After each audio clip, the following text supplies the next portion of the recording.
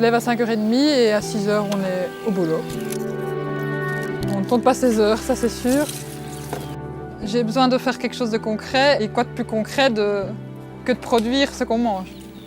J'aime bien de voir l'évolution. Chaque fois, je fais l'agro, mais je suis quand même émerveillée de me dire « ouais, ça devient ça, quoi ».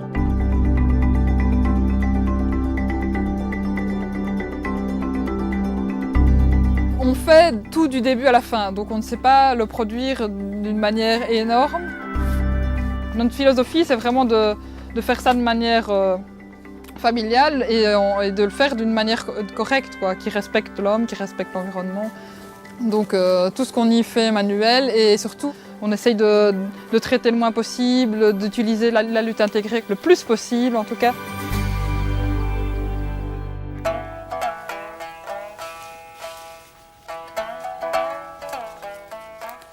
Mon papa a eu l'idée de faire de la fraise.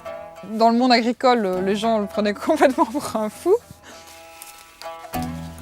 On est dans la nature, on n'a pas de soucis, on cueille, on ne sait pas aller plus vite, plus doucement que ses deux mains.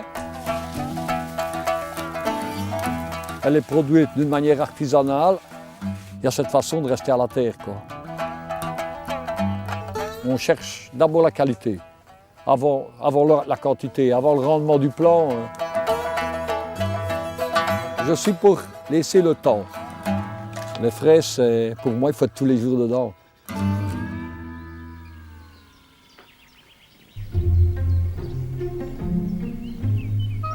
Je crois qu'elles sont toujours bonnes avec lui parce qu'il est un sacré petit shipper dans le magasin.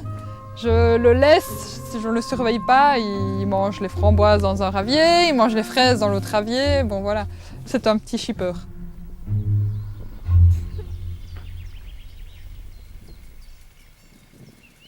Moi, je pense que c'est un peu comme Obélix, je suis tombé dedans quand j'étais petit, à savoir que j'ai toujours adoré ça, donc mon père est agriculteur.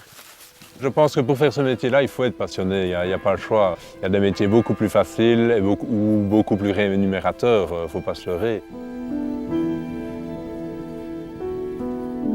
C'est vraiment le métier que je veux faire et j'adore ce métier-là, donc quand on aime, on ne compte pas, on va dire. Quand on réussit quelque chose, on est fier de soi et je pense que ça, c'est très valorisant personnellement. Ce qu'on vend ici à la ferme, ce n'est pas le plus beau calibre et tout, mais ça a du goût, c'est ce qu'on cherche. On a un retour des gens qui nous disent tout de suite si ce qu'on fait est bien ou pas bien. Donc voilà, c'est quelque chose de positif pour moi de faire ça de cette manière-là, de faire ça en vente directe et d'avoir un contact direct avec le consommateur. Le fait qu'on soit dans un trou perdu, il faut que les choses soient bonnes, sinon les gens, ils n'ont pas de raison de venir ici, quoi.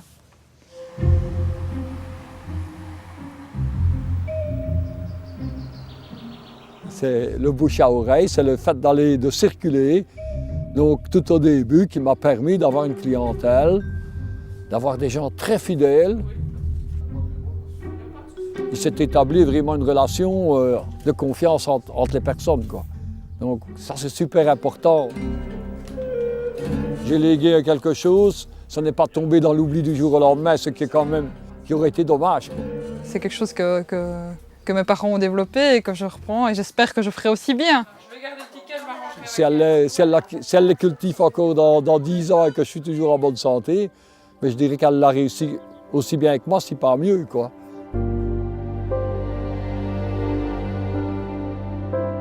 Le tout, en général, dans des métiers comme nous faisons, c'est d'être passionné de quelque chose à un moment donné.